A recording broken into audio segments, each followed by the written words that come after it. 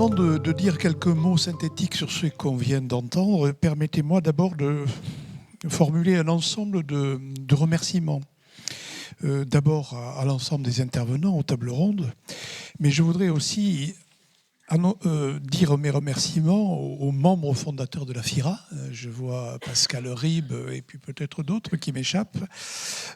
Merci beaucoup de leur confiance, aux administrateurs, aux amis de la FIRA, parce qu'ils participent à nos instances de gouvernance et ils soutiennent nos activités. Je remercie aussi les membres du comité éthique et scientifique, et particulièrement Jean-François Raveau, qui est là parmi nous. Merci beaucoup, Jean-François, pour ce que tu fais dans ce comité éthique et scientifique, qui est le socle de la FIRA. Je pense aussi à nos partenaires thématiques impliqués avec nous sur des sujets communs. On en a entendu plusieurs. Un grand merci aussi à l'équipe de la FIRA, parce que comme nouveau président, je rencontre une équipe vraiment très très engagée qui veille au jour le jour à la bonne marche de cette fondation. Je pense bien sûr à Philippe Chervin, qui est le chef d'orchestre depuis tant d'années, à Léonore Ségard, qu'on vient d'entendre, responsable du programme Transfert des innovations. Vous avez vu ses compétences sur ce thème. Virginie Lecache et puis Cécile Vallée, qui sont toutes deux chargées de mission. Et aujourd'hui, je crois qu'il y a une personne qui est revenue un peu, on ne doit pas être si mal à la FIRA, c'est Pauline Rimbourg, qui a prêté main forte à la préparation de la journée et avec laquelle on s'est croisé dans le master référent handicap dont je vais m'occuper à Lyon 2. Merci aussi à Blandine pour son art d'animer avec compétence et humour. Alors, s'agissant maintenant de ce qui s'est dit, c'est compliqué de faire une synthèse. Très très compliqué parce qu'il y a beaucoup de choses qui se sont dites et très passionnantes, mais je vais la faire à partir de quelques mots simplement. D'abord, ce qui traverse tout ça, c'est une vision que l'on voudrait inclusive. C'est celle qui féconde les textes internationaux, nos lois, une vision inclusive. Alors moi, je ne parle pas d'inclusion. Vous le savez, c'est un mot mécanique, c'est un mot dogmatique, c'est un mot qui est une distorsion anthropologique. Il n'y a personne dehors, par nature ou par naissance. On est tous dedans, parce qu'on procède d'une tradition biologique, culturelle, parce qu'on est fille ou parce qu'on est fils en humanité. Donc ce n'est pas de l'inclusion qu'il faut faire. C'est éviter de faire de l'expropriation ou de déshériter des gens. C'est ça le vrai problème. Et évidemment, on peut mettre en inclusion dans l'école, mais si l'école n'est pas aménagée en termes de temporalité, en termes de didactique, de pédagogique, il y aura une relégation à l'intérieur. Et la vision inclusive suppose l'aménagement de la maison. Et on a parlé des problématiques on va parler des problématiques de travail, mais des problématiques scolaires, artistiques, culturelles, habitat, soins, etc. En tout domaine, nous avons un aménagement de la maison à faire. Et cet aménagement de la maison, il touche tous les secteurs d'activité et tous les domaines de vie. Il n'y a pas de domaine qui fasse exception. Et on voit bien que l'affaire, on le sent à travers tout ça, n'est pas que technique, elle n'est pas que structurelle, elle est culturelle.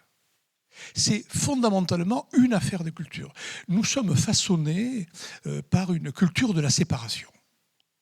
On sépare les fonctions, les âges, les personnes handicapées, non handicapées.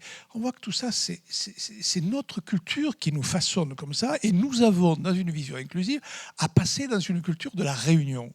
Et la FIRA est un exemple parmi d'autres de travail sur la réunion. Il n'y a pas des chercheurs d'un côté dans des laboratoires aseptisés qui produisent des recherches scientifiques ou des thèses qui s'empoussièrent sur les étagères parfois, mais il y a l'idée qu'on peut conduire des recherches en commun et que ça n'enlève aucune pureté à la recherche. C'est un fantasme, ça. La recherche ne serait pas pure si d'autres personnes que les chercheurs y touchaient. Bien, la FIRA essaie de prouver et de montrer l'inverse avec efficacité. Ensemble, sans, je l'ai dit, contester les critères scientifiques. Mais parce que dans toute recherche en sciences humaines, il y a de l'intelligible, il y a du rationnel et puis il y a du sensible. Et le sensible, le rationnel ne varie pas. À l'inverse, il se complète. Et comment aller comprendre des situations de vie incarnées, toutes de chair, si on s'éloigne de ceux qui ont une expérience du dedans. D'ailleurs, le mot expertus en latin, c'est celui qui fait l'épreuve, c'est celui qui fait l'expérience de. Et là aussi, culturellement, nous sommes construits, ça nous amène à penser que les experts, c'est soit des scientifiques, soit des professionnels, mais ça ne peut pas être les personnes qui vivent. Parce que eux, ils sont aveuglés par l'affect et le pathos. Non, il n'en est rien. On peut faire alliance, et vous avez beaucoup parlé de cette question d'alliance. Troisième mot que je retiens pour terminer, c'est qu'on voit bien, et nous en sommes tous persuadés, mes amis, que dans le champ du handicap, on est guetté par la catégorisation. Les sourds, les aveugles, les autistes, etc. Et puis, au final, les personnes en situation de handicap. Comme si c'était un peuple uniforme. Et tout ce qui se dit nous rappelle un truc. L'essentiel, c'est le visage. Il n'y a pas de chose plus importante. Tant qu'on laisse à la catégorie, on n'aperçoit pas le visage. Et nos recherches, ce sont des recherches autour des visages et pas autour des catégories. Et quand on voit bien que la question du visage, que posait si bien d'ailleurs Emmanuel Levinas, tout à fait remarquable, eh bien, ça renvoie aussi à la parole de l'autre. Et culturellement, on a pris l'habitude dans notre culture, aussi on est tous coupables et responsables, et moi le premier, de parler à la place des autres. Donc, il y a une invalidation de la parole.